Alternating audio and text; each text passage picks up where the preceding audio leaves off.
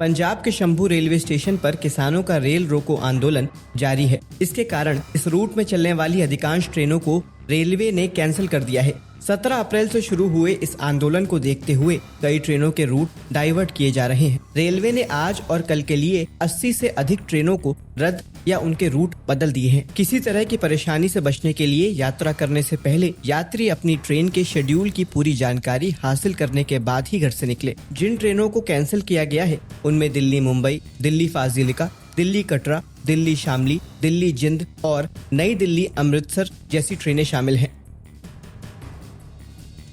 UP में 4 मई से राज्य के कुछ इलाकों में बारिश की संभावना है। मौसम विभाग ने कहा है कि इसके साथ ही कहीं कहीं पर 30 से 40 किलोमीटर प्रति घंटे की रफ्तार से तेज हवा भी चल सकती है। पश्चिमी यूपी में कहीं कहीं पर बारिश और गरज चमक के साथ बौछारें पड़ने का अनुमान है, लेकिन राज्य के दक्षिणी इलाकों में हीट वेव रहने की आशंका है। मौसम वैज्ञानिकों के अनुसार अल नीनो का प्रभाव कमजोर पड़ रहा है। मॉनसून के दूसरे चरण तक भूमध्य रेखीय प्रशांत क्षेत्रों में इसके तटस्थ होकर ला नीनो में विकसित हो जाने की संभावना है। इसके असर से मई में पश्चिमी उत्तर प्रदेश में अधिकतम तापमान सामान्य से अधिक तो वहीं प्रदेश के अन्य इलाकों में भी सामान्य या सामान्य से अधिक रहने की संभावना है।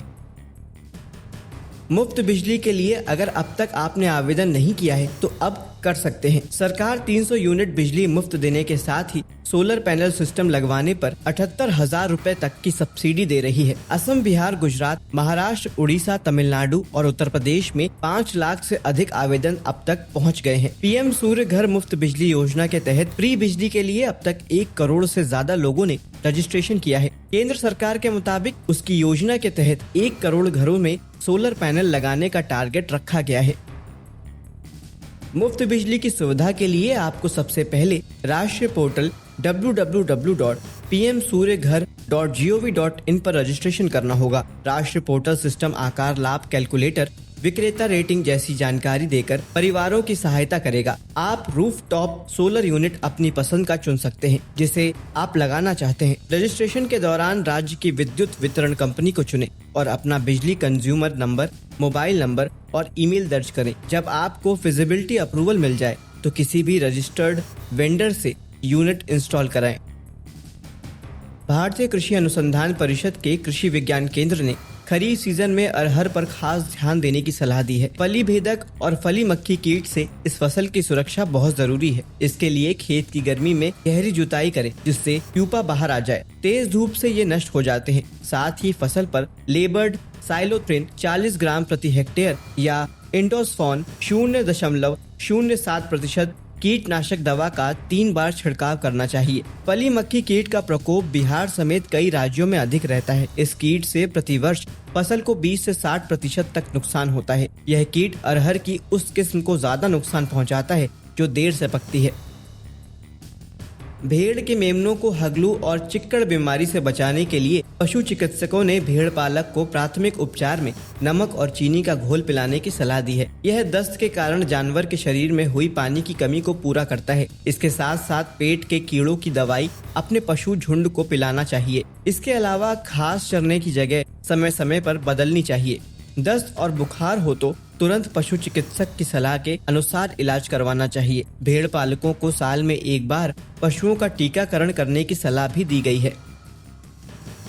केंद्र सरकार ने दी नैनो जिंक और नैनो कॉपर बनाने की मंजूरी। केंद्र सरकार ने इफ्को यानी कि Indian farmers fertiliser cooperative limited को नैनो जिंक लिक्विड और नैनो कॉपर लिक्विड बनाने के लिए भी मंजूरी दे दी है। केंद्र ने इसकी मंजूरी फर्टिलाइजर कंट्रोल ऑर्डर 1985 के तहत 3 साल के लिए दी है। इसका नोटिफिकेशन जारी कर दिया गया है। पौधों में सूक्ष्म पोषक तत्वों की कमी को दूर करने के लिए फसल पोषण पर 2 और नैनो टेक्नोलॉजी आधारित नए प्रोडक्ट जल्द ही बाजार में आ जाएंगे। बदलते मौसम के कारण कश्मीर में कृषि और बागवानी फसलों को भी नुकसान हो रहा है। विशेषज्ञों का मानना है कि जलवायु परिवर्तन इसके लिए जिम्मेदार है। इस परिवर्तन से पूरी दुनिया में तापमान में वृद्धि देखी जा रही है। यह जलवायु परिवर्तन मौसम के पैटर्न पर प्रभाव डाल रहा है। कश्मीर भी इसी में एक है, जहां फरवरी के महीने में औसत तापमान में कई डिग्री की तेजी देखी गई है। विशेषज्ञों का कहना है कि इस बदलाव से फलों और सब्जियों पर आगे भी गंभीर खतरा होने से इनकार नहीं किया जा सकता है। इसलिए किसान भाइयों को इस तरह विशेष ध्यान देने की जरूरत है।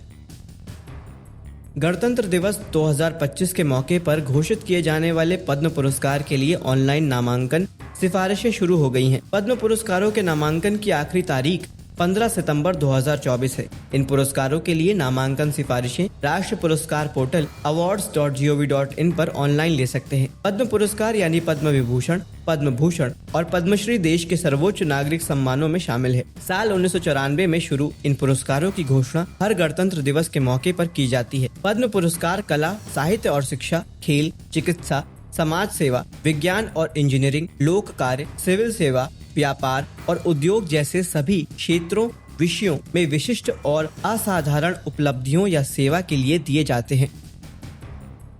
अनाज भंडारण की क्षमता बढ़ाने के लिए देश भर में साइलो की संख्या बढ़ाई जाएगी। भारतीय खाद्य निगम FCI 35 लाख टन क्षमता से लैस साइलो के PPP मोड के तहत कंस्ट्रक्शन के लिए जल्द ही टेंडर जारी करेगा। FCI अगले कुछ वर्षों में 110 लाख टन क्षमता से लैस साइलो के निर्माण की योजना पर काम कर रहा है। इन साइलो का इस्तेमाल निजी संस्थाओं के साथ 30 लाख की लीज के जरिए गेहूं स्टोरेज के लिए किया जाएगा। साइलो भंडारण स्थान को अनुकूलित करने के साथ परिवहन लागत को कम करता है और अनाज की क्वालिटी को लंबे समय तक बनाए रखता है।